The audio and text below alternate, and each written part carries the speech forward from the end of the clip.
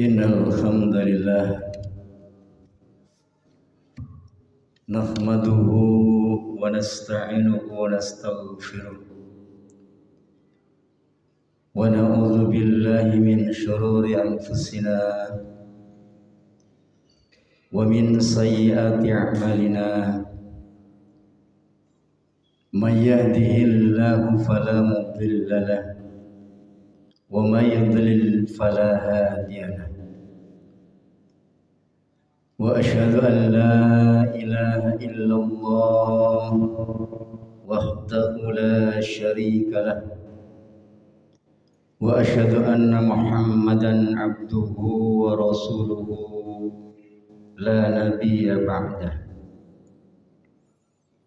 Allahumma salli wa sallim wa barik ala nabiyyina Muhammad wa ala alihi wa ashabihi wa man tabi'ahum bi ihsanin ila yaumiddin. Faqad qala Allah subhanahu wa ta'ala fil Qur'anil Karim, a'udzu billahi minasy syaithanir rajim. Ya ayyuhalladzina amanu ittaqullaha haqqa tuqatih wa la tamutunna illa wa antum muslimun. Ya ayyuhalladzina amanu ittaqullaha wa qulu qawlan sadida yuslih lakum a'malakum wa yaghfir lakum dhunubakum wa may yuti'illaha wa rasulahu faqad faza fawzan 'azima. Masyaallah muslimin sidang salat Jumat rahimakumullah. Kita pantas bersyukur kehadirat Allah Subhanahu wa taala, Zat yang telah melimpah ruahkan berbagai macam kenikmatan kepada kita, sehingga di Jumat ini kita bersama-sama bisa memenuhi panggilan Allah Subhanahu wa taala untuk melaksanakan ibadah kepadanya. Salawat dan salam mudah-mudahan senantiasa tercurah limpahkan kepada Nabi kita Muhammad sallallahu alaihi wasallam, kepada para keluarga beliau, sahabat-sahabat beliau yang setia, dan mudah-mudahan kita termasuk di dalamnya. Masyaallah muslimin sidang salat Jumat rahimakumullah. Di dalam kesempatan yang sangat baik ini pula kita hendaknya terus berupaya untuk meningkatkan kualitas ibadah kita kepada Allah, meningkatkan kualitas keimanan kita kepada Allah Subhanahu wa taala. Laksanakan segala apa yang telah diperintahkan oleh Allah Subhanahu wa taala kepada kita, dan kita hendaknya mampu menjadi pribadi-pribadi yang sanggup menjauhkan diri kita dari segenap larangan-larangan Allah Subhanahu wa taala kepada kita. Dan kalau kita mampu melakukan itu semua, meningkatkan kualitas ketakwaan kepada Allah Subhanahu wa taala, maka insyaallah di mahkamah Allah Subhanahu wa taala kelak kita akan mendapatkan pertolongan dari Allah Subhanahu wa taala. Masyaallah muslimin sidang salat Jumat rahimakumullah. Pada khutbah kali ini saya akan menyampaikan sabda Rasulullah Muhammad sallallahu alaihi wasallam, yang sabda Rasulullah Muhammad sallallahu alaihi wasallam ini diriwayatkan oleh Abu Dawud, diriwayatkan Imam Tirmidzi dan juga yang lainnya.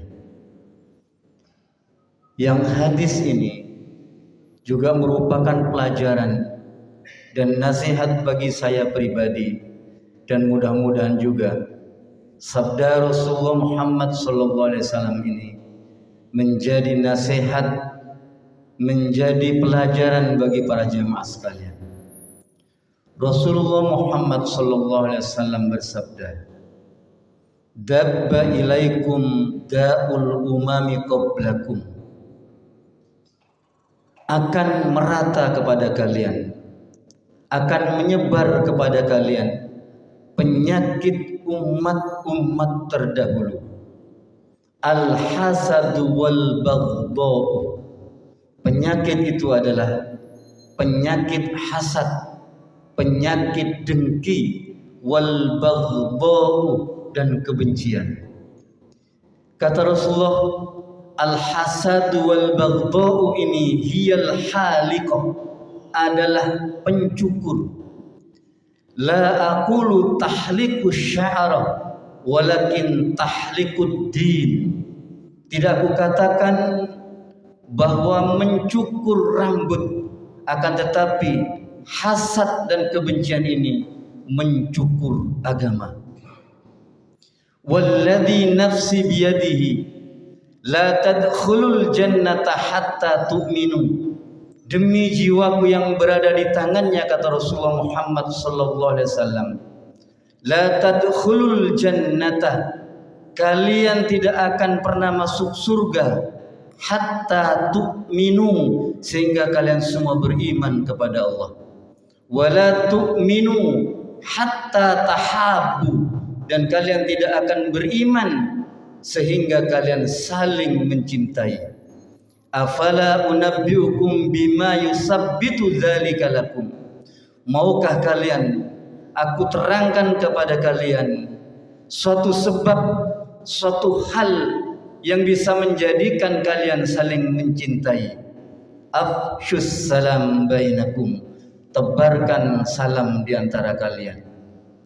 Masyaallah muslimin, sidang salat Jumat rahimakumullah. Ibnu Taimiyah di dalam kitabnya Majmu' Fatawa mengatakan bahwa hasad adalah sikap benci dan tidak senang ketika melihat orang yang tidak disukainya di dalam keadaan baik-baik saja. Imam An-Nawawi mengatakan bahwa hasad adalah menginginkan hilangnya nikmat dari yang memperolehnya, baik nikmat dalam agama ataupun nikmat di dalam perkara dunia. Masyaallah muslimin, penyakit hasad ini tidak disuka atau tidak senang hati kepada segala nikmat, kepada kelebihan, kepada keberhasilan, kepada keutamaan yang dimiliki oleh orang lain, yang terkadang keutamaan dan kenikmatan itu bisa berupa kekayaan, bisa berupa harta benda, bisa berupa kedudukan dan jabatan dan sebagainya.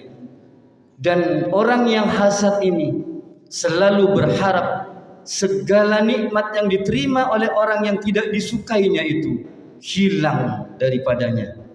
Masyaallah muslimin, sidang salat Jumat rahimakumullah. Hasad ini adalah penyakit yang paling tua, yang sangat berbahaya, baik bagi penderitanya sendiri, juga orang yang terkena perbuatan hasadnya. Kedua-duanya sangat berbahaya. Lebih parahnya lagi, justru orang yang terjangkit penyakit hasad ini terkadang tidak merasa kalau dirinya mengidap penyakit batin yang sangat membahayakan ini. Masyaallah muslimin, sidang salat Jumat rahimakumullah. Iblis yang semula tataran ketaatannya kepada Allah setara dengan para malaikat, tiba-tiba menjadi makhluk pembangkang pertama lantaran terkena penyakit dengki ini, sehingga dia dilaknat dan diusir oleh Allah Subhanahu wa taala dari surganya. Menyedihkannya lagi, justru penyakit ini ditularkan oleh iblis kepada manusia. Sebagai contoh, Qabil putra Adam alaihissalam, dia tega membunuh saudara kembarnya sendiri yang bernama Habil, lantaran kurbannya tidak diterima oleh Allah Subhanahu wa taala, sehingga dia berbuat dengki kepada saudaranya sendiri, bahkan membunuhnya. Sebagaimana Di dalam Al-Quran surat Al-Ma'idah ayat 30, Allah Subhanahu wa taala mengabadikan kisah Qabil dan Habil ini. Fatawwa'at lahu nafsuhu qatla akhihi faqatalahu fa asbaha minal khasirin. Maka hawa nafsu Qabil menjadikannya menganggap mudah membunuh saudaranya sendiri itu. Sebab itu dibunuhnya lah. Maka jadilah ia seorang di antara orang-orang yang merugi. Masyaallah muslimin sidang salat Jumat rahimakumullah. Dampak buruk dari sikap hasad, dari penyakit dengki ini sungguh sangat luar biasa. Karena hasad ini bisa menghancurkan amal-amal soleh yang pernah dilakukannya, sebagaimana hadis di atas. Amal-amal soleh yang pernah dilakukannya dicukur habis hanya sebab dia memiliki penyakit dengki ini. Yang kedua, bahaya dari hasad ini bisa menimbulkan kebencian, sehingga dia sulit berbuat kebaikan kepada orang yang ia dengki. Dan pada saat yang banyak, ia pun akan sulit menerima kebaikan dari orang yang dibaikinya itu.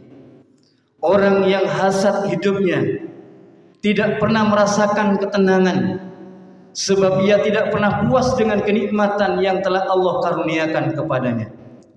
Pikiran dan hatinya menjadi tumpul karena selalu memikirkan dan cemburu kepada kenikmatan orang lain. Dan bila tensi hasadnya ini memuncak, maka akan mendorongnya untuk berbuat apa saja. Bahkan akan mendorongnya untuk berbuat termasuk membunuh sekalipun, sebagaimana yang dilakukan oleh Qabil. Dan dampak paling besar dari penyakit hasad ini dapat menghancurkan tali persaudaraan karena tumbuh suburnya kebencian di dalam dirinya. Masyaallah muslimin, begitu berbahayanya penyakit hasad ini, sampai-sampai Allah Subhanahu wa taala mengajarkan kepada orang-orang yang beriman agar senantiasa berlindung kepada Allah dari penyakit hasad ini. Sebagaimana firman Allah Subhanahu wa taala, "Wa min syarri hasidin idza hasad."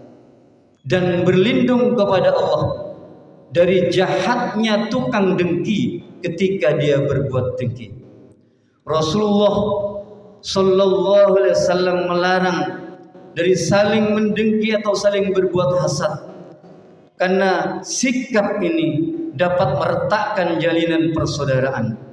Sebagaimana disabdakan oleh Rasulullah Muhammad sallallahu alaihi wasallam, "La tahasadu wa la tabaghadu wa la taqata'u wa kunu ibadallahi ikhwana." Jangan kalian saling dengki, jangan kalian saling marah, dan jangan pula kalian saling memutuskan hubungan satu sama lain. Tetapi jadilah kalian hamba-hamba Allah yang bersaudara. Aqulu qauli hadza wa astaghfirullah li wa lakum.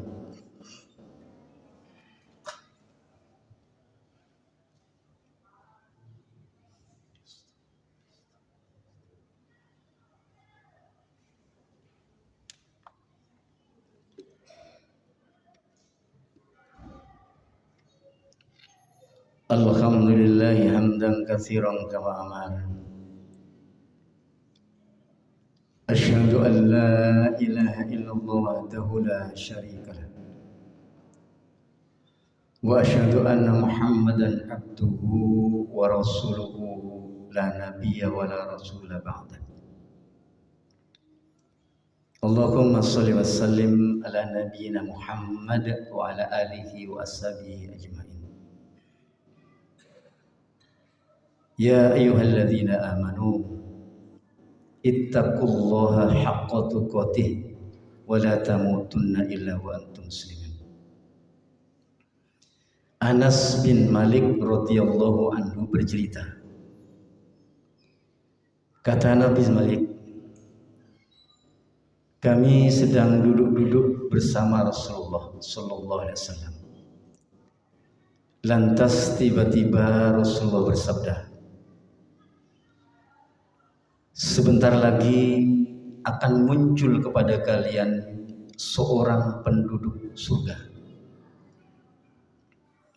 Maka muncullah seseorang dari kaum Ansor. Jenggotnya masih basah terkena air wudhu, sambil menggantungkan kedua sandalnya di tangan kirinya. Tatkala keesokan harinya, kami kembali duduk-duduk bersama Rasulullah Muhammad SAW. Nabi kembali bersabda, akan muncul kepada kalian sekarang seorang penduduk surga. Dan yang muncul orang itu lagi. Pada hari yang ketiga, Nabi juga mengucapkan perkataan yang sama. Sekarang akan muncul kepada kalian seorang penduduk surga. Dan yang muncul orang itu lagi dengan kondisi yang sama pula. Maka tatkala Nabi SAW berdiri, Abdullah bin Amr bin As membuntuti orang tersebut sambil berkata kepadanya, wahai saudaraku, aku sedang bermasalah dengan ayahku, dan aku bersumpah untuk tidak masuk rumahku selama 3 hari. Dan jika menurutmu aku boleh menginap di rumahmu hingga berlalu 3 hari, maka dengan suka aku ingin menginap di rumahmu. Maka orang itu berkata kepada Abdullah bin Amr bin As, silakan. Abdullah bin Amr bin As lantas menginap bersama orang tersebut selama 3 hari 3 malam di rumahnya. Dan selama 3 malam itu Abdullah sama sekali tidak melihat orang tersebut mengerjakan sholat malam. Hanya saja jika dia terjaga di malam hari dan berbolak-balik di tempat tidur, maka dia pun berzikir kepada Allah dan bertakbir hingga akhirnya ia bangun untuk sholat subuh. Kata Abdullah, di samping itu aku tidak pernah mendengarnya berucap sesuatu pun kecuali kebaikan. Setelah berlalu 3 hari, kata Abdullah bin Amr bin As, hampir saja aku meremehkan amalan-amalannya. Maka aku pun berkata kepadanya, wahai hamba Allah, sesungguhnya antara aku dengan ayahku tidak ada permasalahan, apalagi boikot. Akan tetapi aku mendengar Rasulullah Muhammad SAW bersabda bahwa akan muncul sekarang kepada kalian seorang penduduk surga, dan yang muncul itu adalah engkau. Maka aku ingin dan penasaran untuk mengetahui amalan apa yang engkau memiliki, sehingga aku menginap bersamamu untuk melihat apa sih amalan yang engkau miliki yang bisa aku contoh. Namun saudaraku, aku tidak melihatmu banyak beramal. Maka apakah amalanmu sehingga menjadikan engkau sebagaimana yang disabdakan oleh Rasulullah Muhammad SAW sebagai penduduk surga? Orang itu berkata, tidak ada saudaraku, amalanku adalah apa yang engkau lihat. Maka tatkala aku berpaling, kata Abdullah bin Amr bin As, hendak pergi, maka ia pun kemudian memanggilku, saudaraku, amalanku hanya apa yang engkau lihat selama ini. Hanya saja di hatiku tidak pernah ada perasaan dengki, tidak ada pernah perasaan jengkel kepada seorang muslim pun, dan aku tidak pernah berbuat hasad kepada seseorang pun atas kebaikan yang Allah berikan kepada orang lain. Maka kemudian Abdullah bin Amr bin As berkata, inilah amalan yang menghantarkan engkau menjadi penduduk surga. Inilah amalan yang kemudian Rasulullah menyebutnya sampai 3 kali. Dan amalan inilah yang kebanyakan di antara kami tidak mampu.